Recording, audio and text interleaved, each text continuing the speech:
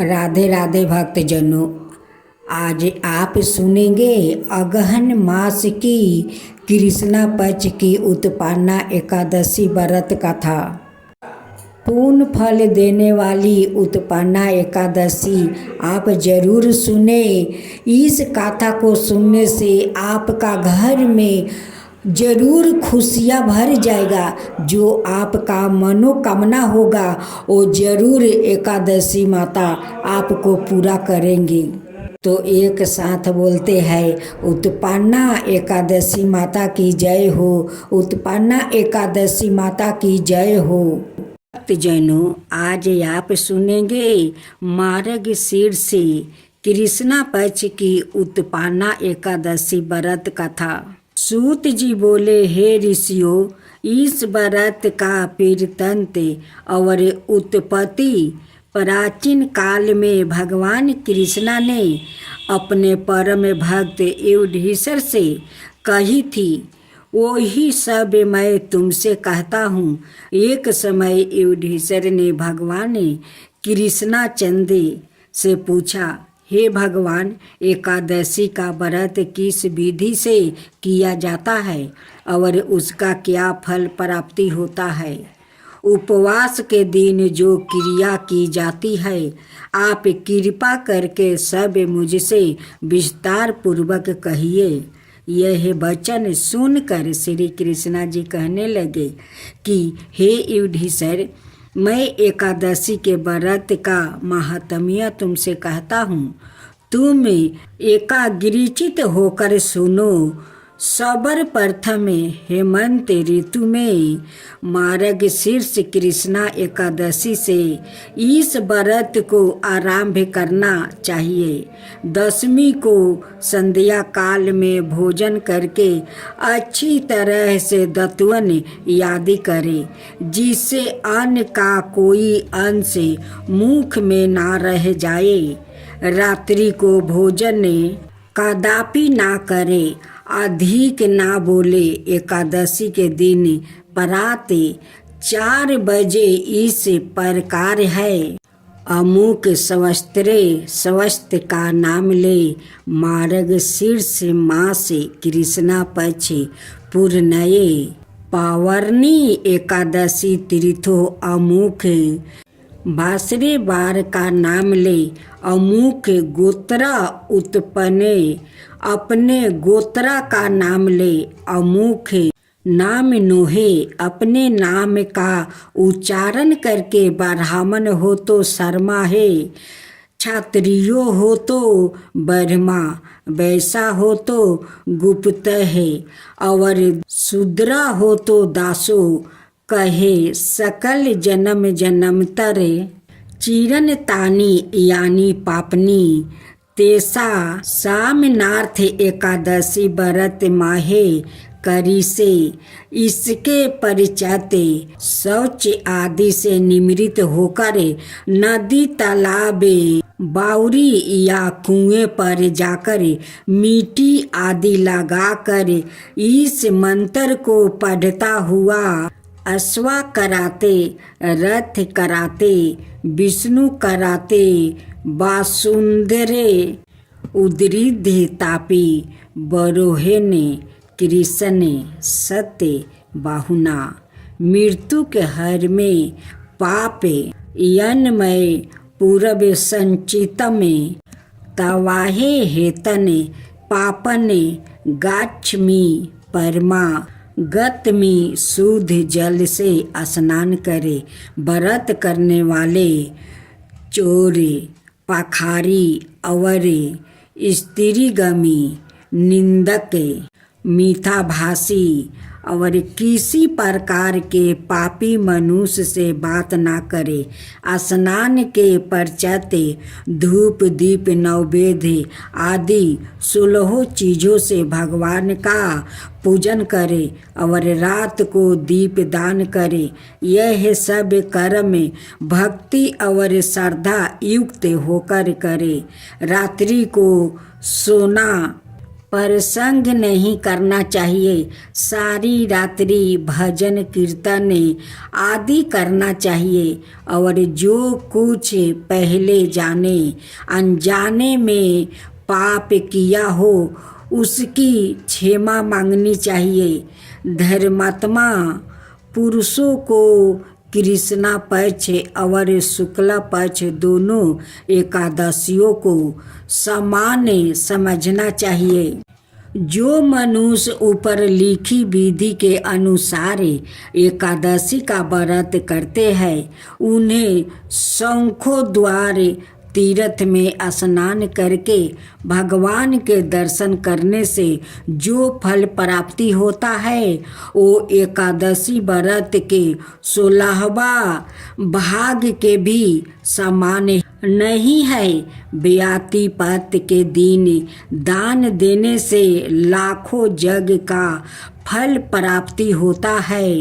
संकीर्ति से 4 लाख गुना है। और सूर्य चंद्रमा ग्रहण में स्नान दान करने से जो फल प्राप्ति होता है वही पुण्य एकादशी के दिन व्रत करने से प्राप्ति होता है। अश्वमेध यज्ञ करने से 100 गुना और 1 लाख तपस्वियों को 60 बरस तक भोजन करने से 10 गुना है। 10 ब्राह्मणों अथवा 100 ब्रह्मचारियों को भोजन कराने से 1000 गुना पुण्य भूमि दान करने से होता है। उससे 1000 गुना पुण्य कन्यादान का होता है। और उससे 10 गुना पुण्य विद्या दान करने से होता है। विद्या दान से 10 गुना पुण्य भूखे को भोजन कराने से होता है। अन्न दान के समान इस संसार में कोई ऐसा दान नहीं है। बोले, हे देवताओं, तीनों लोकों के स्वामी, भक्तों के दुखों का नाश करने वाले भगवान विष्णु की शरण में जाओ, वही तुम्हारा दुखों को दूर कर सकते हैं। शिव जी के ऐसे वचन सुनकर इंद्रादि सब देवताओं क्षीर सागर में पहुँचे। वहाँ भगवान को शयन करते हुए देखकर इंद्र हाथ जोड़कर उनकी स्तुति करते हुए बोले, हे देवताओं द्वारा स्तुति करते योग प्रभु, आपका बारंबार नमस्कार है। देवताओं की रक्षा करने वाले हे मधुसूदन, आपको नमस्कार है। आप हमारी रक्षा करें। दैत्यों से भयभीत होकर हम सब देवता आपकी शरण में आया है। आप इस संसार के कर्ता, माता पिता, उत्पत्ति और पालन करता और संसार करने वाले हैं। सबको शांति प्रदान करने वाले हैं। आकाश और पाताल भी आप ही है। सबके पीताम्बा ब्रह्म, सूर्य, चंद्रमा, अग्नि, समग्रही, होम, आहुति, मंत्र, तंत्र, जप, यजमान, जग, कर्म कर्ता, भोगता भी आप ही है। आप सबर व्यापक है। आपके सेवा तीनों लोकों में चर और आचार कुछ भी नहीं है। हे भगवान, दैत्यों ने हमको जीत कर स्वर्ग से निकाल दिया है और सब देवता इधर उधर भागे भागे फिर रहे हैं। आप इन दैत्यों से हमारी रक्षा करें। इंद्र के ऐसे वचन सुनकर उस बलवान असुर की गर्जना सुनकर सब देवता भय के मारे चारों दिशाओं में भागने लगा। जब सवाए भगवान विष्णु रणभूमि में आए तो दैत्य उनको भी देख कर अनेक प्रकार के अस्त्र शस्त्र और आहूद लेकर दौड़े। भगवान ने उन्हों को आते देख कर सर्प के समान अपना बाणों से उनके शरीरों को बींध डाला। अनेक दैत्यों उनके हाथों से मारे गए। केवल एक मूर ही जीवित बाचा रहा। वो अविचल भाव से भगवान के साथ युद्ध करता रहा। भगवान जो भी छीन बाण उसके शरीर में मारते हैं वो उसके लिए पुष्पा के समान हो जाते। शस्त्रों के प्रहार से उसका शरीर छीन भीन हो गया, परंतु वो फिर भी युद्ध करता ही रहा। अब वो आप से माला युद्ध करने लगे और 10,000 बरस तक उनका माला युद्ध होता रहा, परंतु वो दैत्य भगवान से पराजित ना हुआ। तब भगवान विष्णु युद्ध से थक कर बर्दिका आश्रम चले गए। वहाँ पर एक हेमवती नाम की सुंदर गुफा थी। उसमें विश्राम करने के लिए वो उसके अंदर प्रवेश कर गए। यह गुफा 12 योजन लंबी थी और उसमें एक ही द्वार था। भगवान वहाँ जाकर सो गया। वो दैत्य उनको सोए हुए देखकर मारने के लिए उद्यत हुआ। वो अभी मारने का प्रयत्न कर ही रहा था कि उनके शरीर से एक अत्यंत प्रभावशाली सुंदर कन्या अस्त्र शस्त्र धारण किए हुए उत्पन्न हुई और दैत्यों के सामने आकर युद्ध करने लगी। वो दैत्य उस बलवान कन्या को देखकर आश्चर्यचकित होकर उसके साथ युद्ध करने लगे।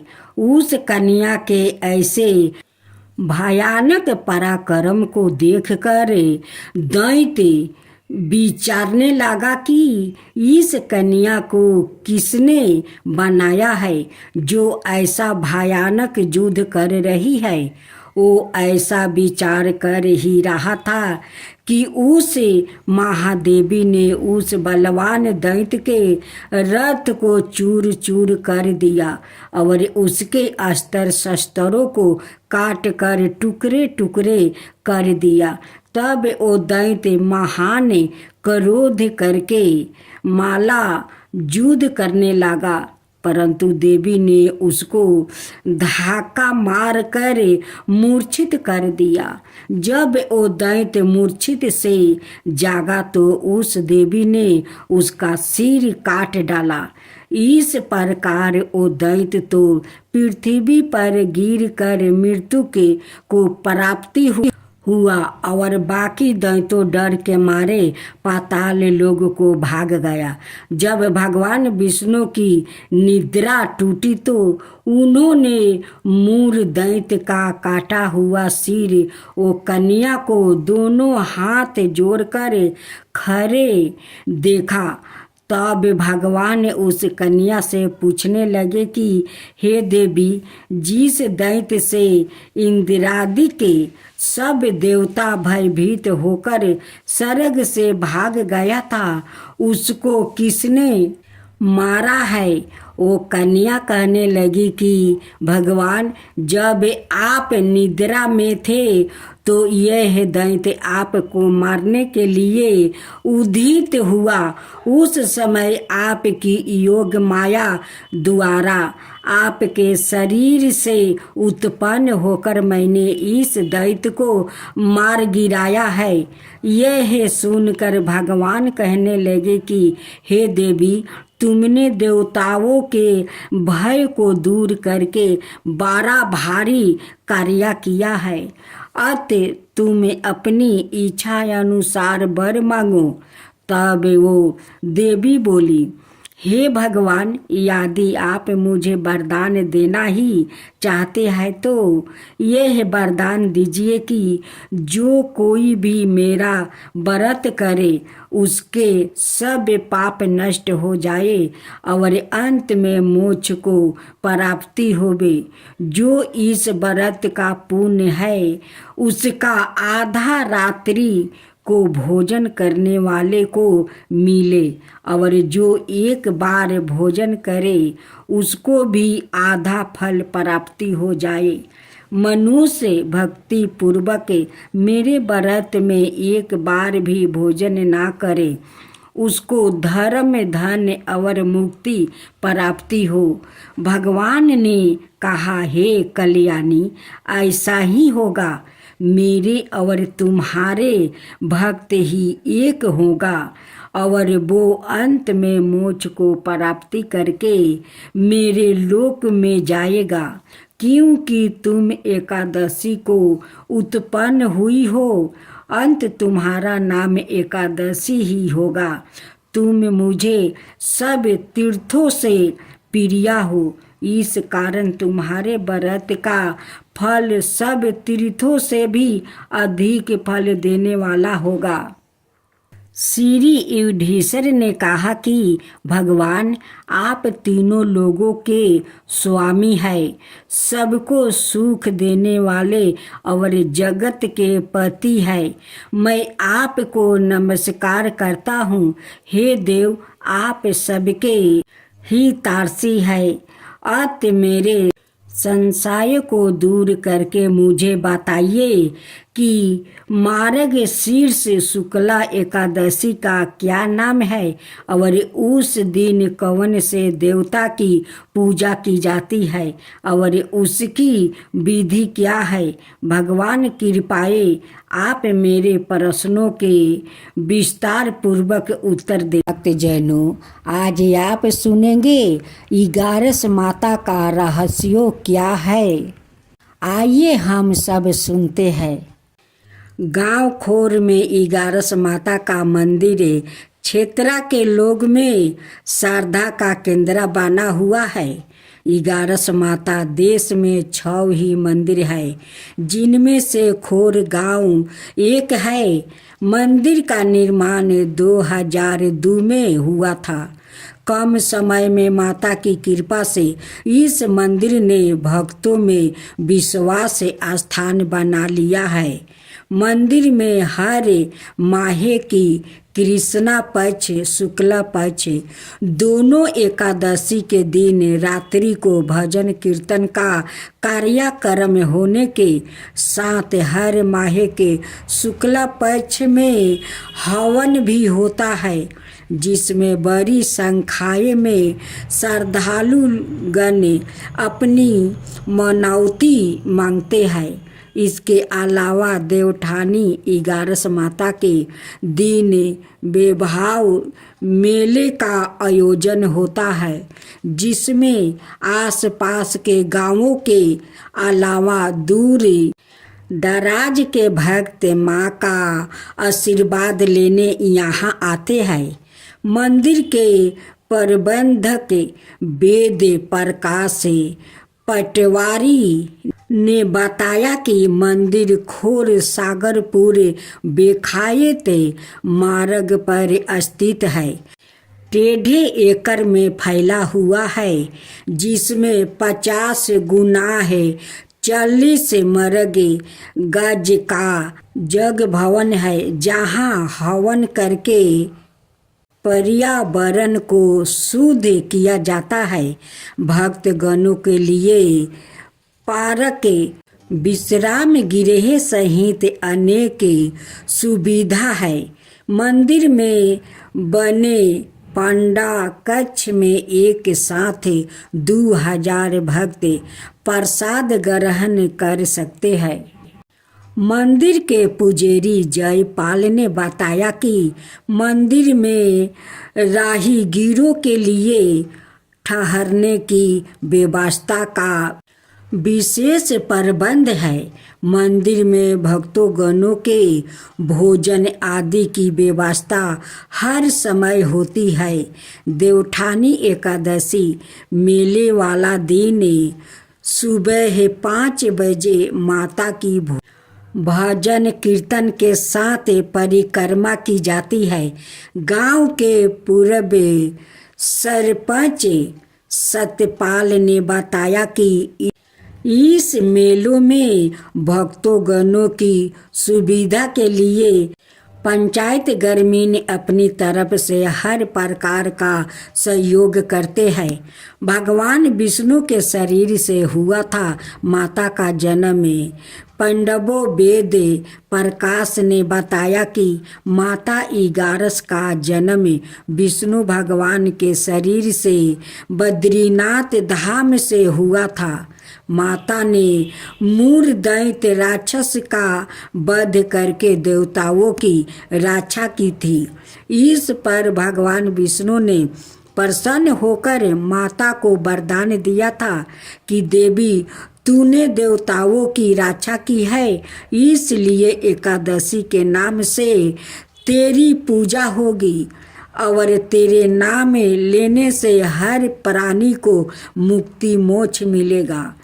गाता रहे कि भारतवर्ष में इस देवी के 5 मंदिर हैं, जिनमें नेमिसराय, पुष्कर, शुक्रताल, बद्रीनाथ और 5वां इस जिले के गांव खोर में है।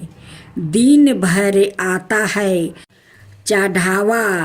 मेला के दिन मंदिर में फलहार का भंडारे के साथ दूध, दही, हलवा, सेब, केला आदि का प्रसाद भक्तगणों बड़े चाव से लेते हैं।